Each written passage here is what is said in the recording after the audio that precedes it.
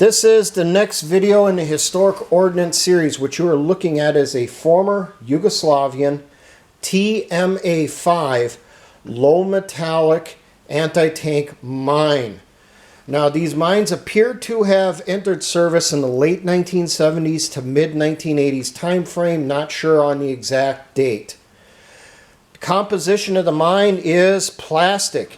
In the picture, it looks like metal. Back in the 90s, when we had to memorize Yugoslavian mines for possible deployment for demining operations in former Yugoslavia, we were told it was metal cased, but apparently they're plastic cased. They just look like they are metal. Now, there are two mines in the series, the 5 and the 5A. The only difference on that is the 5 has a rope handle, the 5A has a webbing handle. Only difference between the two. So that could be an indication of different production facilities, or it could be just running out of material during production and they had to do some type of substitution. Who knows? Now, some technicals.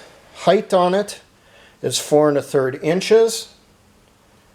The width is 11 inches. The length is 12 inches.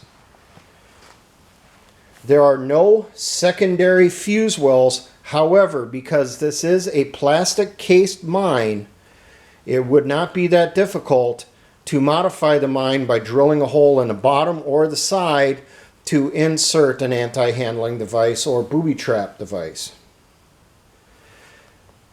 Weight of the mine is 14.5 pounds, of which 12.25 pounds is the explosive filler. Now, I've seen two different substances mentioned as the explosive filler. One of them is TNT. I've seen that referred to in most sources. This other substance I have never come across anywhere in any of my readings over the years. A substance called trotyl.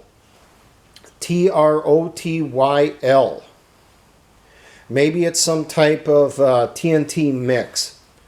Now, there is a booster in the mine which is located directly below the fuse well. So right down here there is a block of tetryl. This mine uses the UANU1 fuse, also referred to as the UTMA-1 fuse. Now, when it is installed inside the mine, it takes 220 pounds of pressure on the top of the mine to crack it and put pressure down onto the fuse. However, there are some notes on this. If the mine is degraded, the top of the mine is cracked, it's damaged, it can take as little as 22 to 33 pounds to crush the top and set off the fuse.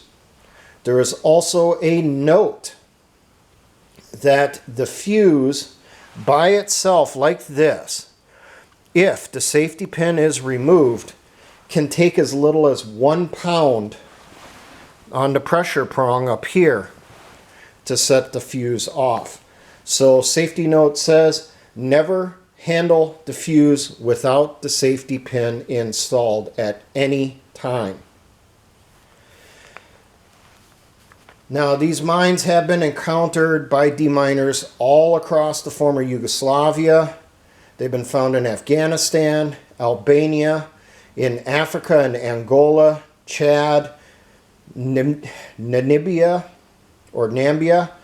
Libya, and they've also been found in Lebanon. I have come across rumors that they have been encountered in Ukraine, but have not come across pictures of that. Now, the installation on these is exceptionally easy. The mine itself is its own storage case. Right down in here, you may see that there's kind of a little indentation. That's this thing right in here. You take this little cover off of this indentation, and inside there is where the fuse is stored when it's not in use. So installing this mine, first you're going to go through, inspect the mine, and inspect the fuse for serviceability. You want to make sure that the plastic's not degraded, it's not cracked, it's not falling apart. You want to make sure the fuse has the safety pin and it does not look damaged. You want to take off the cap, which is screwed onto the bottom here. It's taken off right now. You want to take off the protective cap. You want to look at the blasting cap, the detonator here, make sure it's in place and it is not damaged. Everything passes inspection. Put the protective cover back over the detonator. Put the fuse back inside its little storage space here. Put the cap back on if you can. Transport the mine to the location where it's going to be emplaced. Once you're there, you're going to prep the area. If you're going to surface lay, you're just going to clear away some vegetation that you can put the mine down in there. If you are going to bury it, the top of the hole basically goes to the top of these 4 posts on the corners. At that point, you're going to place the mine into the location where it's going to go in, either in the hole or on its spot on the ground. You're going to unscrew the plastic fuse well cover. You're also going to take out the fuse from its storage location. You're going to remove the protective cap from over the detonator. Put the protective cap back inside the storage location here. Put the cover back on it, hopefully. You will then screw in the fuse into the fuse well right here. Once it's screwed into place, you will carefully remove the safety pin from the fuse. The mine is now live. You will then screw back on the fuse well cover, camouflage the mine. Now these mines, because they are plastic covered, they can be employed in water as long as you make sure that no water gets inside here to mess with the fuse. They can be used in snow, but I do not have the temperature ranges on this because it is plastic. There is going to be a point where the plastic's going to degrade. Now if I have to take a guess on that temp range, we're talking probably below -20 degrees below 0 Fahrenheit is probably where plastic starts getting really brittle. Now you may have noticed the 4 posts, one on each corner. The reason for that is twofold. First off, it's so that you can stack the mines in the back of an armored personnel carrier, the back of a truck, and they're not going to be flopping all around, rolling back and forth and so forth. They're going to stack nicely inside that vehicle.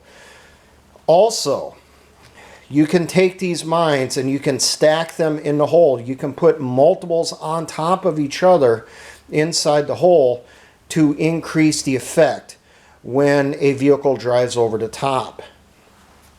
Stacking anti-tank mines is a tactic that I did a video on years ago. The reason you do that is maybe the mine it's not powerful enough to put some major damage on current model of tanks. So what you can do, you can stack 2 or 3 or 4 or 5, whatever you need, stack them on top of each other, fuse them, especially the one on the very top with this series. You want to fuse the one on the very top for sure. And then when the tank would roll over the top of that first mine will go off. It'll also set off the ones underneath it, and you're going to have a multiplication of explosive effects that will damage that tank. Now, to remove these mines, first off, check the area for protective anti-personnel mines and booby traps. Once you've guaranteed that there's none in the area, or if you found any, you've neutralized them. You then locate the mine and uncover it. You will then check the sides and underneath as far as you can reach for anti-handling devices. If you come across an anti-handling device, stop at that point, blow the mine in place. If there are no anti-handling devices, restabilize the mine. You will then unscrew the fuse wheel cover. You will reinsert the safety pin back into the UANU1 fuse. Make sure it's in position good. You will then unscrew the fuse from the fuse well. And if you have the protective cap, you'll put that back over the detonator.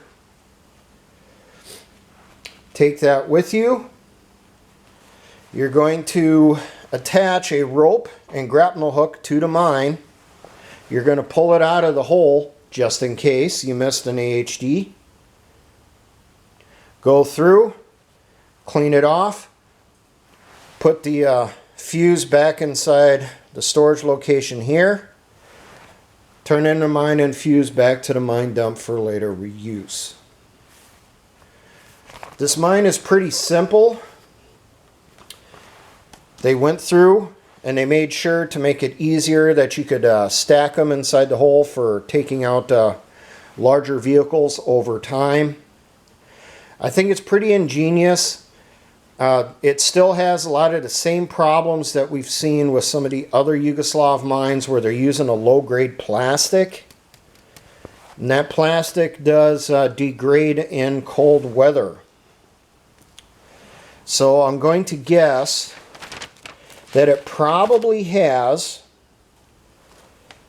and I'm just reviewing my notes here, figure it has a shelf life in the field emplacement of about 6 months, similar to the Yugoslavian TMRP-6 mine.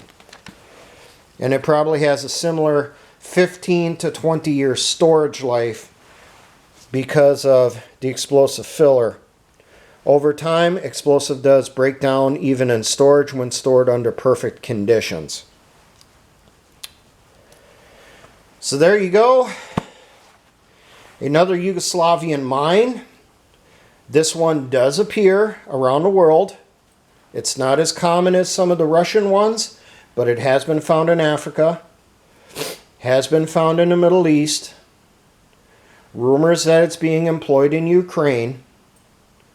And if it has been sent to Ukraine for the Ukrainian army to use, you can guarantee that a bunch of these have ended up on the international arms black market.